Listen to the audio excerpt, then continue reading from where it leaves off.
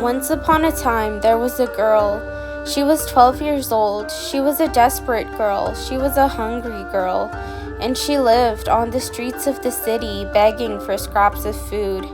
It was a tearing, heavy, burning existence, pure agony, and she would do anything at all to have food in her stomach and a soft place to lay her head.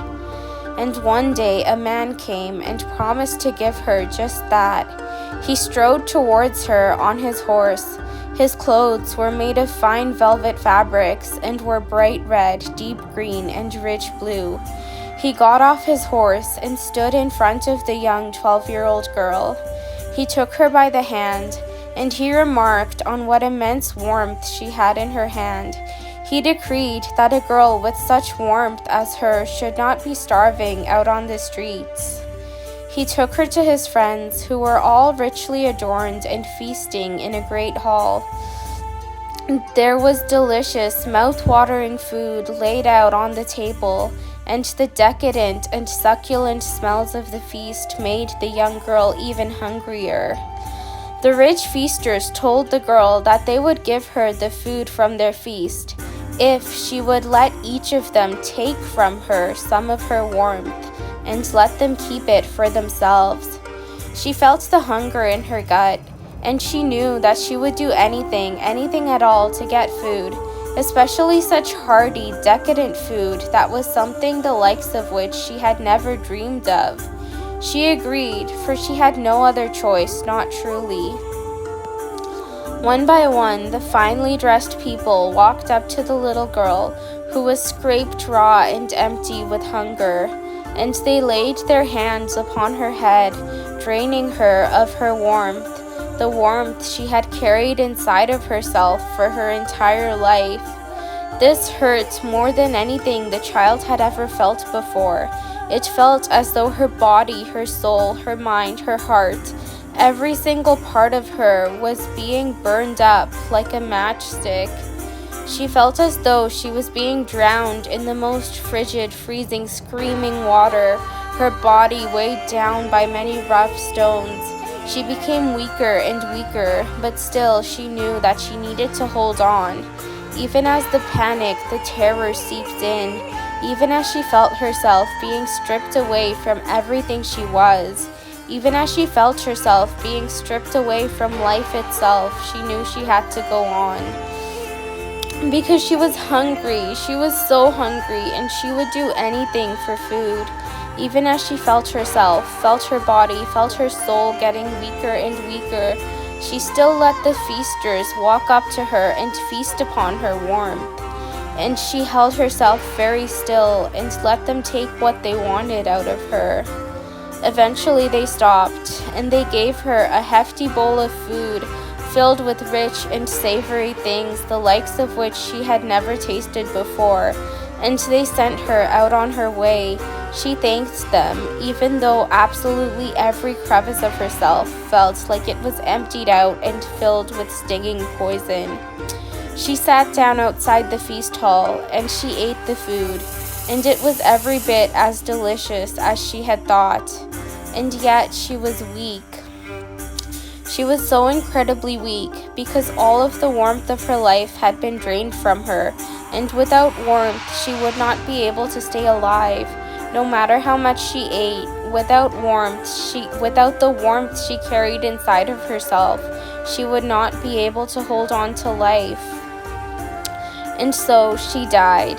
Outside the feast hall she died, and her emaciated corpse lay in front of the feasting hall on the ground.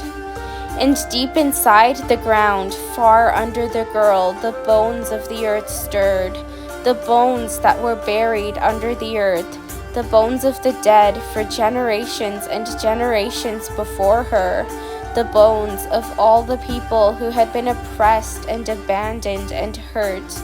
All these bones, they felt her dead body hit the ground, cold and haunted, and they were filled with a rage of generations upon generations, a rage of spirits unnumbered, a rage that was hotter than the sun. They pooled their rage together and gave it to one skeleton, the skeleton of a 12-year-old boy who had died of starvation merely 20 years ago. This young boy climbed up out of the earth and kneeled in front of the corpse of the little girl. He held the rage in front of him and placed it into the heart of the girl. The burning heat of this rage brought warmth back into the girl, and she came alive again. She thanked the boy and thanked all the bones under the earth. Rage burned inside of her, but a rage that came from love, and a love that came from rage. And she knew that with this rage she would never die. She would walk this earth forever, unconquerable. The first thing she did was look for a large wooden branch. This she found under a large oak tree. She took the branch and put it inside of her heart.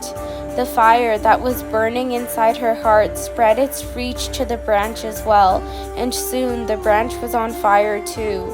The branch was on fire, but the wood was not being consumed. The wood would never be consumed. She carried the burning branch in her hand as a torch, the heat of the fire reaching all around her. She walked the world, carrying the burning branch of fire with her wherever she went. With it, she would bring warmth to the people who, like her, were suffering through the consequences of a world where people do not have what they need. She brought the fire with her everywhere, and the fire brought its warmth to all the people who had lost their own warmth, replenishing it. Sharing her warmth with the people did not drain her of her own warmth, because now she was sharing her warmth as an equal, and those who were sharing her warmth with her were doing so out of love, not out of a desire to possess. It was not an exchange, but rather a ritual, and together they restored what had been taken from themselves and each other.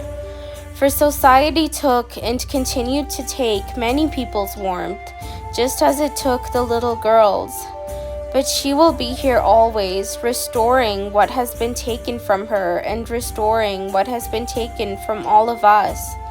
For the feasters had taken her warmth, and many people take other people's warmth. But with the help of the bones below the earth, she will replenish it all. She will bring back what was stolen. And so she walks on, the branch of wood burning in her hand.